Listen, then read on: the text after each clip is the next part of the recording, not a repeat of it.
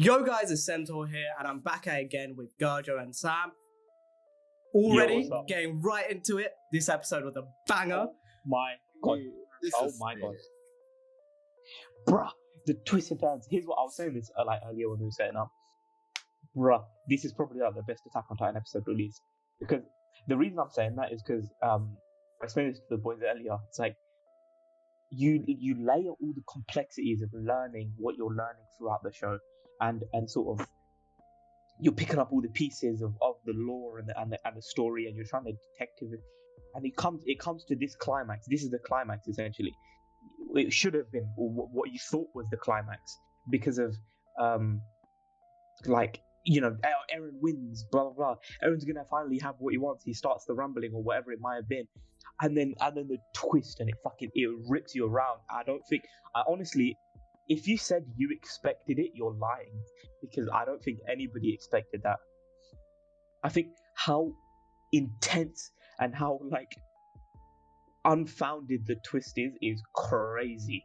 Yeah. So I mean, there's two twists. There's two twists in this episode. It's like we'll go deeper into it when we actually get around to the episode. But there's two twists where you're like, well, the first one you're like, oh, and then the second one is like a slow build up to it. Like there's like something, but yeah, we'll get into that when we discuss one episode. But we start where the other episode ended with it's the fight, right? They're fighting. Eren still messing up both Ryder and Galliard on his own. Yeah, Galliard, man, hates Galliard and just goes wham, wham, wham. He busted his face in. He busted his head in. I was about to punch my own screen, bro, when he was fucking smashing. I was like, yeah, take that pussy, you fucking pussy. You deserve that, you bitch. Just fucking, he decimates him. Galliard just punch you, bang, bang, bang. He crushes half of his face because he's punching his name. Yeah, and then you get all the Sami cops as well, and all the people in the military just find. I'm pretty sure the shooting and shit stops as everyone just watches Eren just beat the life out of Galliard. Yeah, all the military police and all the houses. Yeah, but they shoot the houses at Armin and that, and they're all on they just peek their head out and bang. Yeah. So it's kind of just chaos, constant chaos. It's a constant war. As war is, war is chaos, and war is. And then hell, we get to Eren again, right? Is it? Yeah. Them throwing down again. Reiner starts winning. Actually, to be fair to the guy, I feel like Eren lets him, but yeah. That's sort of after the fact. After one of the very intense facts, which is Zeke absolutely pops off. Yeah, he wakes up. Zeke, so at the end of the last episode, Zeke had been shot through the nape, but he was not dead, and his Titan gets up. So he managed to replenish. Sort of his Titan gets up, and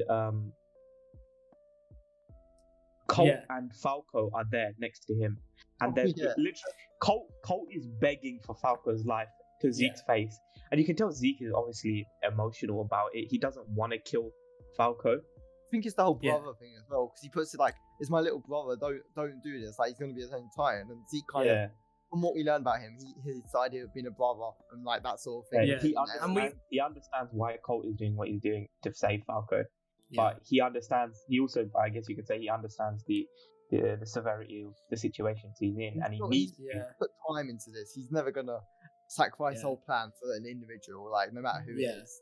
We also get an insight on how Eren truly feels, because right before he announces it, he was like, "Wait!" He was saying in his head, because he didn't want it to happen. He didn't want them to all turn into Titans. Yeah. So just back just a little bit. Colt is there, Falco is there, begging for their life. Gabby is standing, and it's going to be very important in a minute. Gabby is standing there with the anti-Titan rifle strapped firmly to the horse she's riding.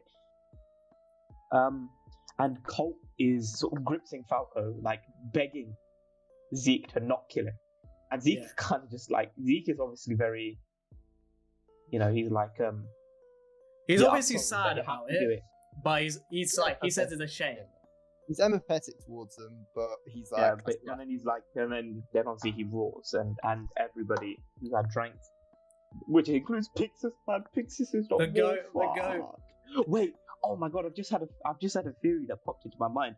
What happens if maybe like the next couple episodes, Eren managed to reverse it or something? I don't know. Yeah, I don't think so because it's Zeke's spinal fluid because he's the one that turned them think into about it like Titans. this. They said Ymir has like unlimited, infinite power. And Could be. They said in previous episodes she could change the entire biology of all of the subjects of Ymir. Well, not Ymir herself, but the founder Titan could change the biology of all the subjects of Ymir to make them completely immune to a disease in a single day, and they'd be completely fine. It's not that far-fetched where they could revert all these people converted into Titans back into non-Titans. Maybe. You know what I mean? We don't know the extent of her powers yet. We know that she can turn everyone into Titan, but we don't know if they can turn back into human. But yeah, it might obviously besides eating a Titan shifter. But yeah, and then we cut back to the fight right after this whole situation. The scream happens, and we get this cool. Well, just before the fight happens, so the scream happens, and then Zeke is shot through his nape.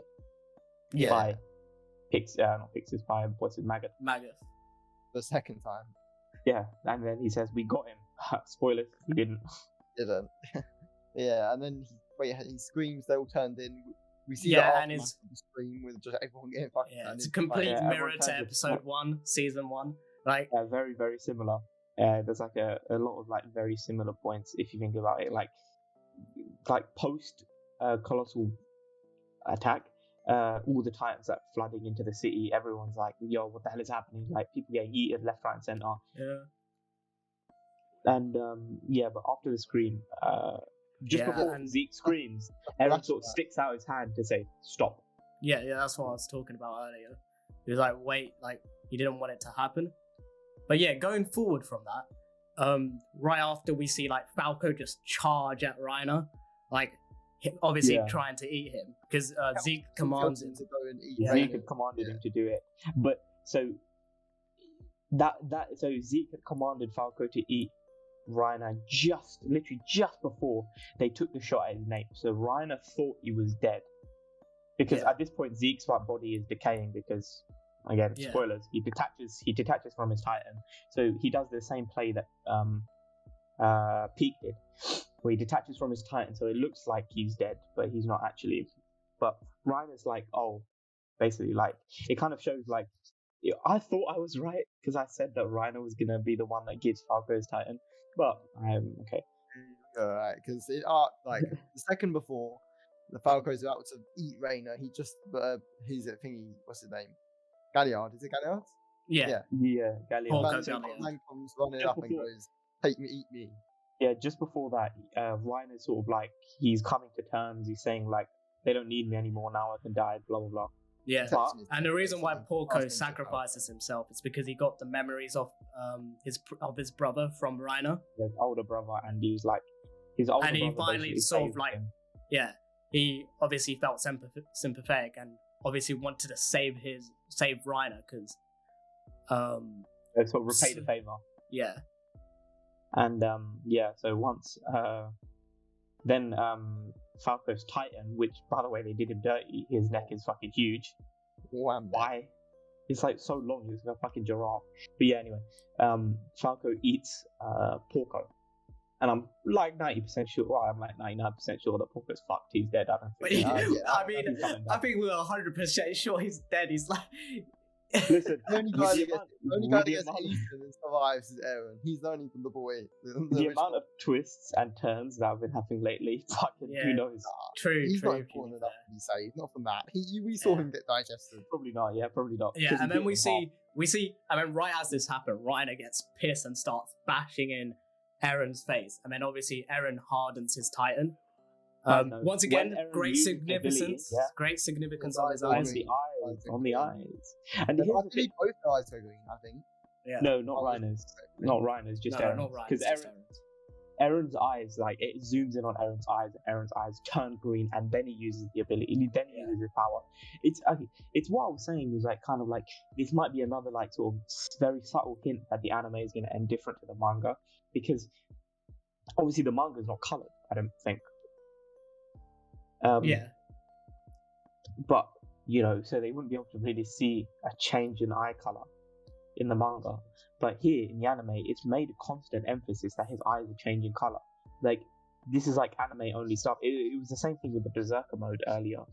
Yeah, in like early season. Yeah. But anyway, yeah. After that, Eren goes running in.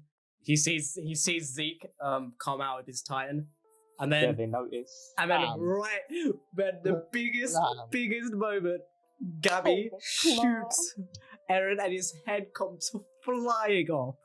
He takes his head clean off his fucking shoulders. Yeah. That is like I don't know what the fuck gun that was. It was like stronger than a 50 BMG because it took his head clean off, and his head is fucking spinning in the air. Like fucking. Yeah, and so then nuts. Yeah, we go to a flashback between Zeke and Eren back in Liberia. Saw the same scene in season 4, part 1, where they come to the agreement that they're going to do the euthanasia plot. And we obviously know, well, we don't know yet, but we've theorized that Eren's capping.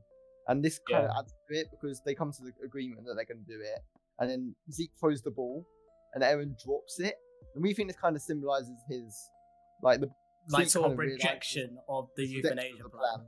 There's also another theory you came up with where when he holds the ball, he sees something, Eren sees something. Yeah, he probably got memories. It's of significance. The ball is of significance to Zeke, similarly to how the letter when what's her name? Ymir read to Historia in season 3, I believe. Yeah, and then she got the memories of Ymir. Yeah, season 3. Sorry. She touched the letter, and the letter gave her the memories, and it was like, it was like there was no one there, but it was a piece of such heavy significance to an individual, to the where that like she was able to, as they show later on in this episode, she was able to like connect through the convergence point and see her memories. And I think what my theory was what our theory was that when Eren catches the ball, because the ball is of such great significance to Zeke, because it was the last thing that what was that guy's name? The old Cassava. Yeah, Cassava. It was what he gave him. It might be like another piece of like extreme significance, and that was why. Yeah, and then right after that, we go to like bullet time. Everything slows down, and you just see you zoom into Zeke holding Eren's hand. Oh, not Eren's hand. Eren's head. Not his hand. His fucking head. His whole head. And then we see loads of blips. Like we don't. From here. One very interesting thing we saw with this blip.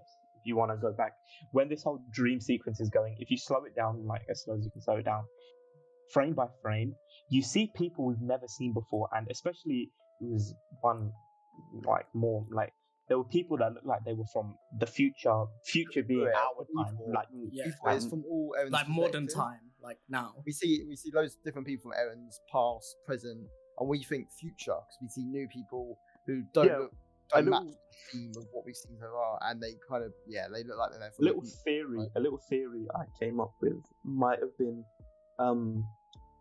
because it shows the royal blood woman, I think, like from Thingy's memories, but then it also shows these random people. What I just thought of now, these may be the future of those Founder Titans, or future Attack Titan holders. Yeah, you know what? That's a shout actually.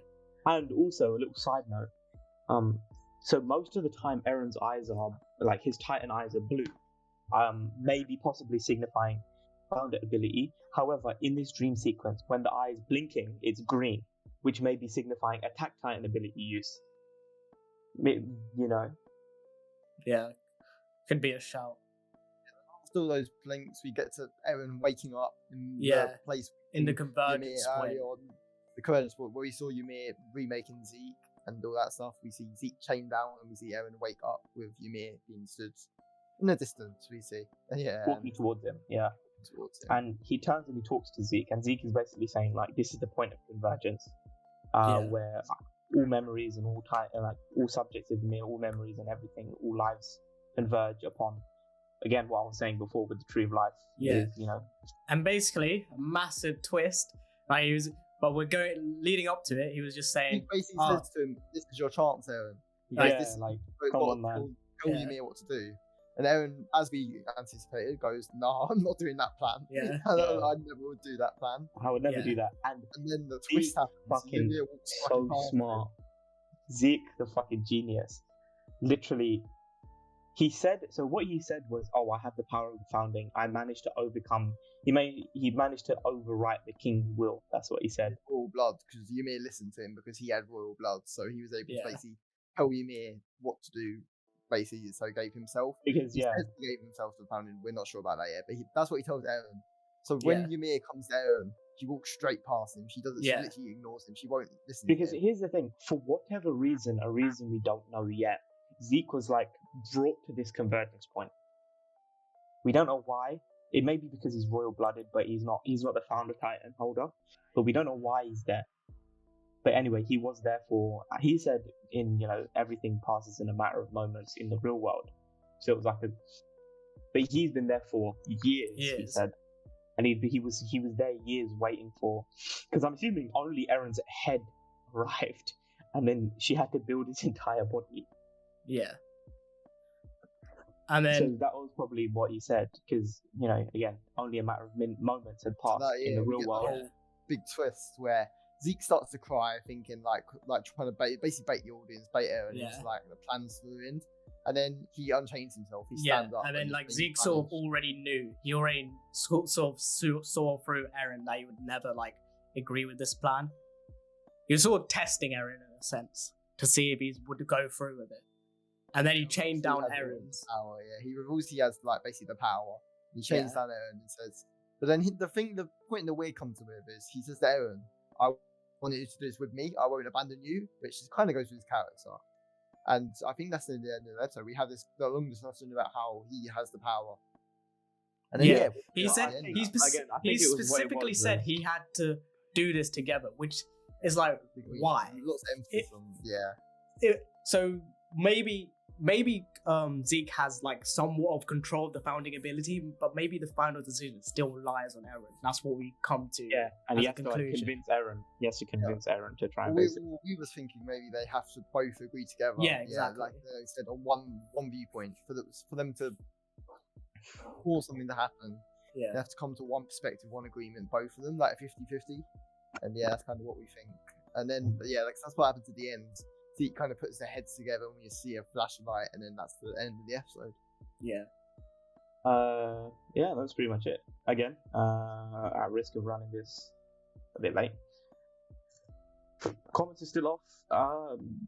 Stay tuned for the next analysis. Next week's episode be a banger. Is meant to be. Absolutely, and I have no doubt that it will be. A lot of hype around that. Anyway, see you lot. Peace. Big coffee now.